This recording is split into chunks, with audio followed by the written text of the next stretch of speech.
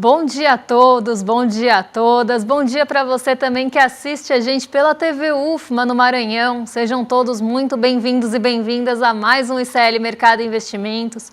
Hoje, segunda-feira, dia de conhecer as perspectivas dos mercados para os principais indicadores macroeconômicos, mas dos agentes também para a nossa Bolsa, porque hoje é dia de focos e termômetro da Bolsa para a semana. Então a gente vai trazer esses dados para vocês. A gente vai falar também das estatísticas de crédito do Banco Central que foram divulgadas hoje. Então vamos dar aquela passada pelas taxas de juros, ver como é que ficou a inadimplência no mês de abril e o endividamento das famílias como anda aí no mês de março. Tudo isso a gente vai passar com vocês. Mas antes, André, bom dia, como você está? Bom dia, Débora, bom dia a todos os nossos telespectadores, um bom dia especial ao pessoal de São Luís do Maranhão e região que está vendo a gente pela TV UFMA. Hoje a gente vai falar do mercado que passou um fim de semana meio complicado, viu? Porque acordou azedo hoje, né? O Campos Neto azedou um pouco as perspectivas de mercado, vamos falar um pouco mais sobre isso. Também é dia da gente falar um pouco das estatísticas de crédito que o Banco Central liberou agora há pouco, voltou a subir o rotativo do cartão de crédito, a Débora vai explicar aí para a gente aí tudo que aconteceu em relação a isso, né? Mas vamos começar já com a agenda do dia, né? Então vamos ver aí o que nosso telespectador pode esperar e vai enfrentar no dia de hoje, né? Bom, hoje, dia de pouca liquidez e pouca negociação, porque a gente tem feriado nos Estados Unidos e a gente tem feriado também no Reino Unido. Então, no Reino Unido é feriado da primavera, nos Estados Unidos é Memorial Day, então a gente tem aí os mercados fechados tanto em Nova York como lá em Londres. Então, hoje a gente tem um dia de menor negociação, um dia de menor liquidez, um dia mais calmo, então também uma agenda mais esvaziada que pode propiciar algum peso maior para alguns indicadores ou para alguns eventos que vão acontecer ao longo do nosso dia, ao longo da nossa segunda. Então o que já saiu e o que tem para sair hoje? A gente teve IPC-FIP de maio, da terceira quadricemana, saindo às 5 horas da manhã, e o INCC-M aí de março, de maio, divulgado pela FGV. Agora, a FGV também divulgou às 8 horas da manhã a confiança da construção de maio. Então, a gente vai trazer esses dados aí para vocês amanhã. A gente vai compilar eles direitinho e a gente traz aí para vocês. Mas já adianto que teve um otimismo aí na confiança da construção depois de 2 meses de queda. Hoje saíram os dados do relatório Focus, então vamos ver aí o que mudou na perspectiva do mercado para os nossos principais indicadores macroeconômicos. Como o André já falou, teve um azedume aí, principalmente na inflação, muito influenciada aí pela fala de Roberto Campos Neto na sexta-feira e durante as semanas anteriores também. A gente tem nota de crédito do Banco Central, que são as estatísticas de crédito, que trazem todos aqueles dados de como é que estão as taxas de juros, como é que está a inadimplência, como é que fica o endividamento, como é que estão os estoques de crédito, tudo isso sai nas estatísticas do Banco Central e a gente vai trazer os principais pontos para vocês, como a gente sempre faz. A gente tem agora, durante o almoço, né, a gente tem uma participação do Roberto Campos Neto num evento com empresários. Então, isso deve ficar ali no radar do mercado. O mercado deve acompanhar bem de perto o que for falado por lá, justamente porque na sexta-feira o Roberto Campos Neto, presidente do Banco Central, falou sobre expectativas de inflação, falou que a expectativa de inflação está subindo no Brasil e isso acabou trazendo um pessimismo para o mercado na sexta, jogou os juros futuros para cima. Então foi ali, né, uma fala bastante repercutida na sexta-feira e por isso a gente tem um olhar próximo aí para essas falas que vão acontecer ao meio-dia. A gente tem também ali o economista-chefe do Banco Central Europeu falando em um evento durante o finzinho da manhã, aí 9 horas da manhã, isso deve se estender. E a gente tem a balança comercial semanal saindo às 15 horas. Depois a gente tem o Gabriel Galípolo falando em uma palestra, fazendo uma palestra em um evento também aqui no Brasil. E depois a gente tem 6 horas, depois do fechamento, a primeira coletiva de imprensa com a nova presidente da Petrobras, a Magda Chambriard, que foi aí colocada, né, oficialmente na sexta-feira. Então a gente tem esses dados de agenda hoje, então o que deve ficar bem no radar? O Focus, que já saiu, e essa fala do Roberto Campos Neto na palestra, nesse almoço promovido aí com empresários em São Paulo.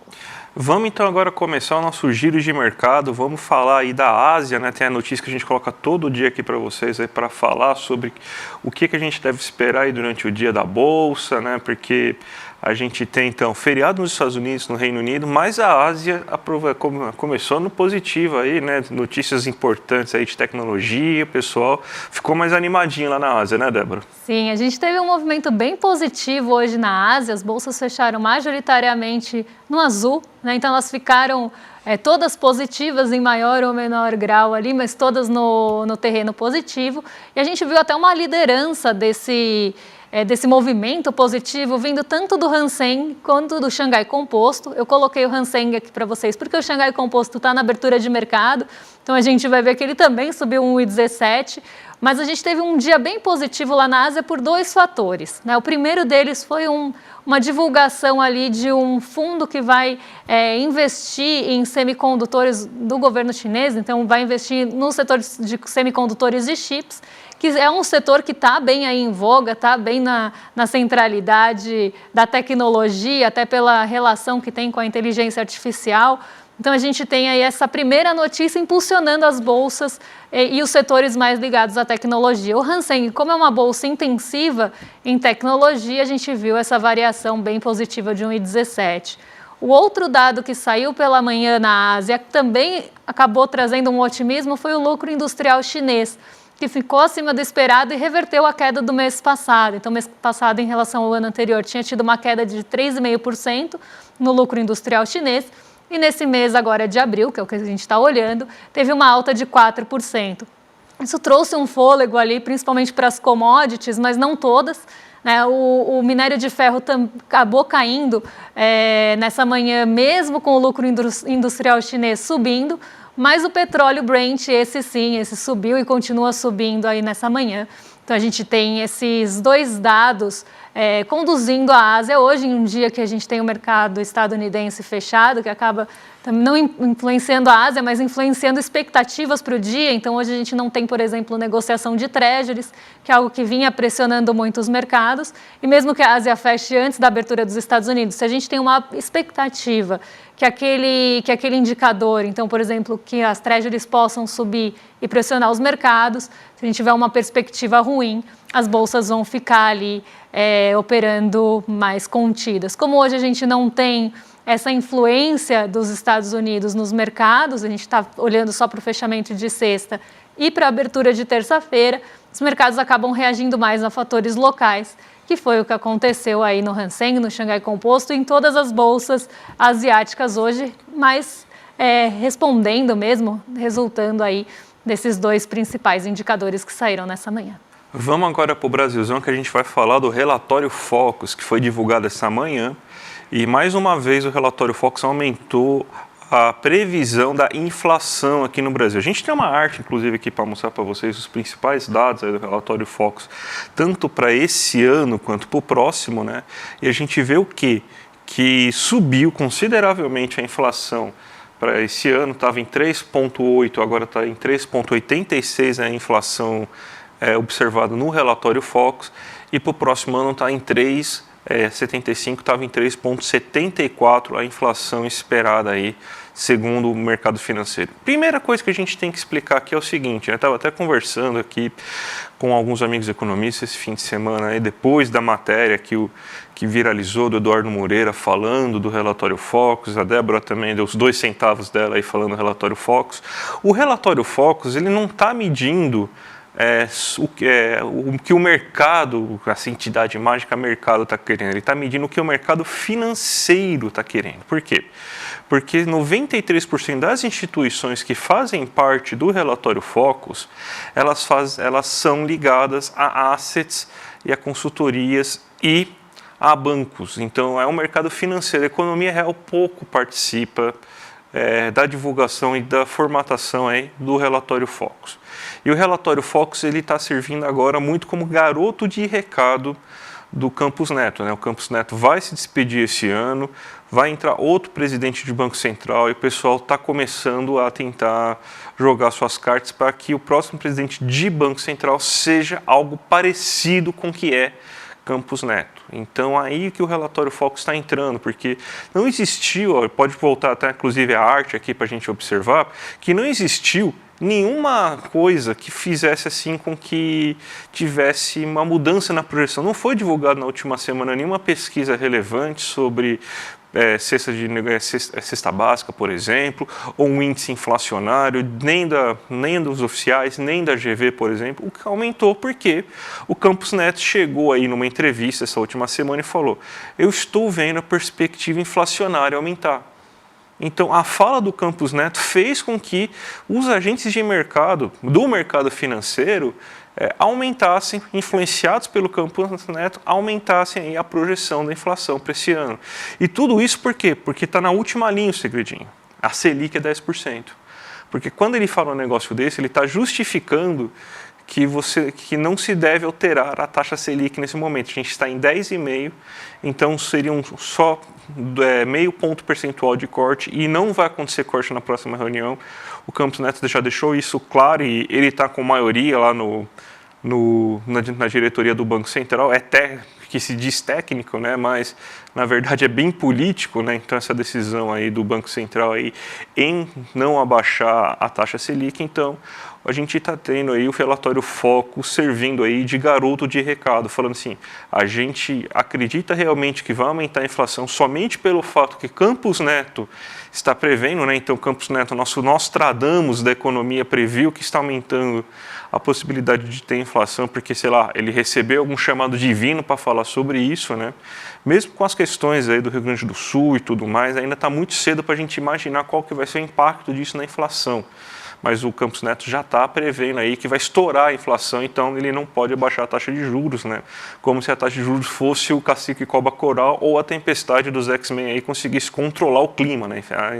A taxa de juros não tem esses poderes mágicos, então não consegue parar as tragédias do Rio Grande do Sul, por exemplo. Mas ele colocou isso aí e agora a gente vai ver até o Lula nomear isso, o mercado financeiro vai comprar uma guerra porque eles não vão querer, assim, ninguém que seja nada diferente do perfil do Campos Neto, né, Débora? Exatamente. Se for um pouquinho mais heterodoxo, aí o mercado já vai começar a tentar realmente mostrar ali seus recados, né, como a gente mostrou na sexta-feira, que é o papel do Focus, né? Ou dar recado, como o André falou, ser um garoto de recados ali e falar, olha, eu não estou gostando muito dessa possível indicação, então vou começar a subir as perspectivas de inflação, como se quisesse dizer, eu não acredito que essa pessoa vai conseguir controlar a inflação, seja para validar um discurso, né? Então, aqui a gente está vendo de novo o mercado financeiro validando o discurso do Roberto Campos Neto, tanto em relação às perspectivas de inflação, que ele falou que estão ali mais tendenciosas a subir, como também ali na Selic, quando ele falou que possivelmente a gente teria uma pausa nessa próxima reunião e que a gente pudesse talvez não ter mais cortes de Selic, chegando ali a uma Selic terminal de 10,5%, que é o que a gente está agora. Então aqui a gente vê o mercado validando esse tipo de discurso do Roberto Campos Neto também. Então se surgir realmente, como o André falou, alguém um pouquinho diferente do que o mercado está acostumado na presidência do Banco Central, e vai ter esse tipo de reação e vai começar a aparecer esse tipo de recadinho de indireta, que parece aí indireta de rede social, o relatório Focus, com esse tipo de pressão também para tentar se fazer ouvido. Vamos falar agora, Débora, que você montou aqui um monte de dados interessantes, né? Vamos primeiro colocar no nosso site aí sobre os juros, né? Porque são as estatísticas de crédito do Banco Central e, mais uma vez, os juros do rotativo, que é o pior tipo de juros, aquele que mais ferra o brasileiro, voltou a aumentar, né? Então, você montou um monte de arte aí para explicar tudo o que aconteceu aí, segundo esse relatório, né? Exatamente. A gente tem alta em algumas taxas de juros usadas no Brasil, né? E aqui a gente está olhando taxas médias, tá, gente? Então eu sempre gosto de trazer esse ponto, porque essas taxas são praticadas aqui no país, mas essas taxas que vocês estão vendo são médias de várias instituições financeiras. Então a gente tem muitas instituições que ainda praticam taxas acima dessas médias. E quando eu falo isso, não é pouca coisa. No rotativo do cartão, não é difícil a gente ver taxa ali perto de 1.000% ao ano. Então o que a gente vê aqui nessas estatísticas do Banco Central, que trazem tanto as taxas como a taxa de inadimplência daquela modalidade de crédito? O cheque especial, que é aquele uso emergencial do limite da conta, ou deveria ser o uso emergencial do limite da conta. Então, por exemplo, você ficou no negativo na conta e aí você usa o limite do cheque especial. Essa modalidade teve uma alta de 1,8% ponto percentual em relação ao mês passado. Então, aqui a gente está olhando abril nas taxas de juros. Então, em relação a março de 2024, a gente teve um aumento de 1,8 ponto percentual. Fomos para 129,9%, quase 130% ao ano de taxa do cheque especial. E essa modalidade tem uma inadimplência relativamente alta, de 11,6%, que também aumentou nesse mês de abril. O cheque especial é um primeiro ponto ali que começa a enrolar o brasileiro, que é quando ele usa o limite da conta, é cobrado uma taxa média de 130%, lembrando que a gente tem taxas muito mais altas que isso também, e aí ele precisa cobrir a conta. Qual que seria uma linha de crédito que pode substituir essa caso ele tenha limite? Crédito pessoal não consignado, que é aquele crédito que não é consignado em folha de pagamento, então aquele crédito mais, que a gente chama de empréstimo pessoal, no popular, é o crédito pessoal não consignado aqui, que tem uma taxa, pasmem, de quase 97%. Também teve variação em relação ao mês passado, de 0,3 ponto percentual, e a inadimplência está em 5,9%, um pouco menor que a do cheque especial, mas também tem uma taxa de inadimplência aí acontecendo no crédito pessoal não consignado, não à toa, né? Porque uma taxa de quase 100% ao ano numa linha de crédito pessoal, vamos combinar que é uma taxa muito alta. Quando a gente vai para os créditos com garantia, que eu gosto de chamar, seja a garantia do desconto em folha de pagamento, que é o crédito consignado, como o crédito de aquisição de veículos, que tem o veículo como garantia, a gente ainda tem taxas médias altas no Brasil. Eu sempre gosto de frisar esse ponto, porque aqui a gente tem o veículo como garantia ou pagamento mesmo. Se a gente está falando de beneficiários do INSS, se a gente está falando de servidores públicos que tem ali, né? Porque se a gente está falando, por exemplo, do setor privado, de pessoas que não são desses setores, pode ser que a pessoa fique desempregada e perca ali essa consignação em folha, e às vezes tem que quitar, ou às vezes pode continuar pagando mês a mês, mas aqui a gente está falando de algo que tem a garantia da folha de pagamento, principalmente entre servidores e beneficiários do INSS. E mesmo assim a gente tem uma taxa média, também lembrando que temos taxas mais altas ou menos altas, menores do que 23,4%. É uma taxa alta para algo que tem garantia, e o mesmo para o veículo, né? Porque se você não paga veículo, né, o crédito do veículo ele vai para busca e apreensão. E a gente tem ali, né, umas taxas altas no Brasil ainda, pensando nessas modalidades que têm garantia. E a gente também teve aumento aí de 0,10 ponto percentual em relação ao mês passado nos veículos. O consignado caiu um pouquinho, 0,10, mas ambos ali com uma taxa de inadimplência um pouco menor, até porque, né, no caso do crédito consignado, o desconto é feito em folha. Então, a taxa de inadimplência fica mesmo com aqueles, por exemplo, que perderam o emprego e não tem mais a consignação em folha.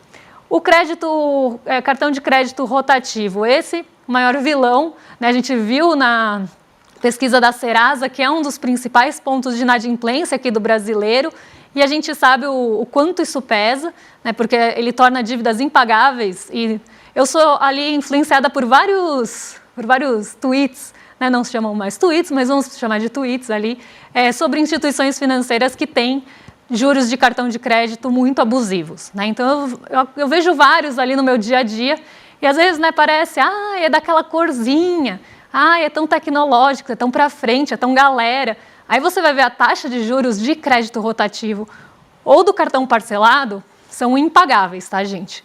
E aí é por isso que a gente tem aí uma taxa de 423% e a maior inadimplência entre o brasileiro. Então 53% aí dos brasileiros não conseguem pagar as dívidas de crédito rotativo, por mais que elas só fiquem um mês no rotativo, essa taxa é equivalente se ela fosse de um ano.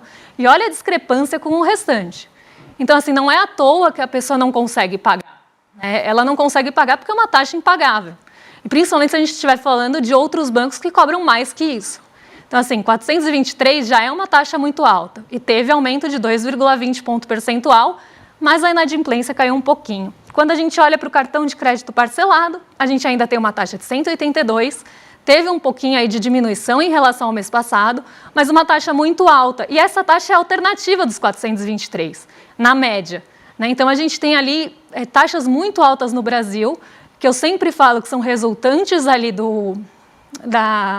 nossa, me fugiu a palavra, da concentração do sistema financeiro, e isso acaba prejudicando ao consumidor final ali e a pessoa que acaba tendo que depender desse tipo de endividamento do Brasil, porque uma taxa que é alternativa de 100% e uma taxa que é alternativa de quase 200% não é alternativa para ninguém. Débora, vamos então agora já, que por causa da questão do tempo, a gente vai fazer o termômetro da Bolsa, né? A gente tem até outro gráfico que a gente pode até colocar amanhã para vocês, mas vamos fazer o termômetro da Bolsa e a abertura aí nesses últimos minutos aí. Vamos falar do termômetro então, porque semana passada o mercado errou. E eu falei que o mercado estava sendo muito otimista, com uma expectativa de 85,71% dos agentes esperando probabilidade de alta em uma semana que tinha ali coisas espinhosas para acontecer.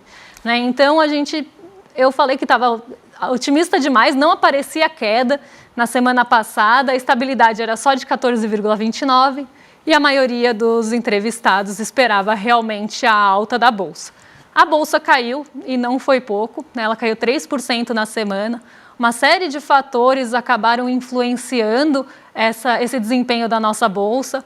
Um dos fatores foi o próprio Roberto Campos Neto falando em alguns momentos, tanto da Selic terminal quanto da expectativa de inflação. Isso fez com que os nossos juros domésticos subissem na semana passada, e subiram bastante, respondendo a esse tipo de fala, mas a gente teve também o mercado reagindo aos juros dos Estados Unidos, que também voltaram a subir na semana passada, respondendo a dados de atividade dos Estados Unidos, em uma semana que vários dirigentes do Banco Central dos Estados Unidos também estavam falando. Né? Então, a gente teve cada dia ali pelo menos 1 ou 2 dirigentes do Banco Central dos Estados Unidos dando pronunciamento, entrevista, participando de evento, e todos falando ali no sentido de uma inflação que está demorando para cair, que pode ser que a gente não tenha cortes na taxa de juros dos Estados Unidos nesse ano. Então, a gente teve todos esses pontos, mais a ata do FONC, que é a ata da última reunião de política monetária de lá. Então, uma semana que tinha ali uma série de divulgações que podiam realmente trazer os mercados para baixo. E foi o que aconteceu.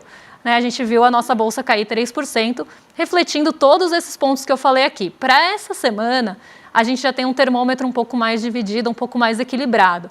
Então, 44,44% dos agentes entrevistados espera a alta da Bolsa. Então, ainda é uma expectativa majoritária, mas a gente tem aí uma divisão entre a estabilidade, que é de 22,22%, e a gente tem uma expectativa aí de 33,33% dos agentes esperando queda. Então, a queda volta a aparecer nessa semana, mas a gente tem uma semana aí um pouco também complicada, porque hoje é feriado nos Estados Unidos, e a gente tem o feriado de Corpus Christi aqui no Brasil, que vai deixar o mercado fechado na quinta.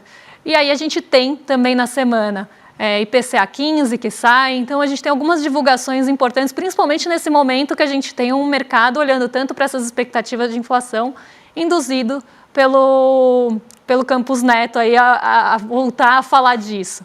Né? Então a gente tem uma semana aí um pouco mais equilibrada nas expectativas do termômetro da Bolsa, mas uma semana com algumas janelas de negociação por conta de feriados. Então, vamos ver como é que anda essa semana, mas dessa vez um pouco mais equilibrada aí as expectativas do termômetro da Bolsa para o fechamento semanal. E em 2 minutos, como começou essa semana então, Débora? Olha, tá bem parado, viu? Como eu falei, né, a gente tem feriado em praticamente o mercado de Nova York fechado, a gente tem feriado no Reino Unido também, isso acaba limitando um pouco as negociações mesmo, a liquidez, né, os giros das bolsas, de uma forma geral, de uma forma global. Então, era esperada essa estabilidade mesmo da nossa bolsa essa manhã. O Ibovespa está operando do 0 a 0 desde a abertura, então ele não fica nem muito positivo nem muito negativo, ele está rondando ali o zero, está caindo 0,07%. Como falei, o Xangai Composto subiu 1,17% pelos mesmos motivos que eu expliquei do Hang Seng, e o Nikkei 225 subiu 0,65% no Japão, acompanhando esse movimento mais positivo da Ásia. Hoje não é dia da marmota, porque eu não vou falar das treasuries de 10 anos, Hoje a gente não tem mercado de juros nos Estados Unidos também, mas o nosso DI futuro, depois de dar aquela esticada na sexta-feira e esticar bastante na semana passada, hoje está arrefecendo. Então a gente vê uma queda no DI futuro aí de 0,17, até porque a gente não tem negociação de treasuries e uma coisa acaba acompanhando muito a outra. O dólar sem a referência de Nova York também não deve ter uma movimentação muito brusca hoje. Ele está subindo 0,13, mas muito contido ali, uma movimentação muito pontual de ajustes, até porque a gente tem esse mercado fechado, então hoje deve ser muito ali ajuste de posição até para a abertura de amanhã, para já esperar o que deve vir amanhã na abertura dos Estados Unidos.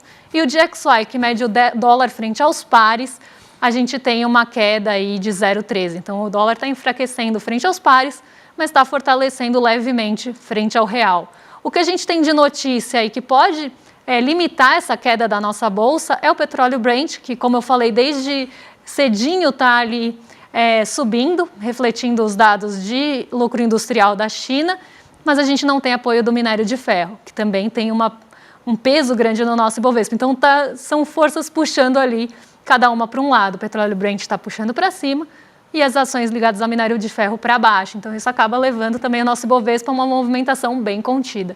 Então, hoje é um dia mais morno, como se deveria ser, como se esperava, e um dia aí de menor negociação e menor liquidez na nossa bolsa.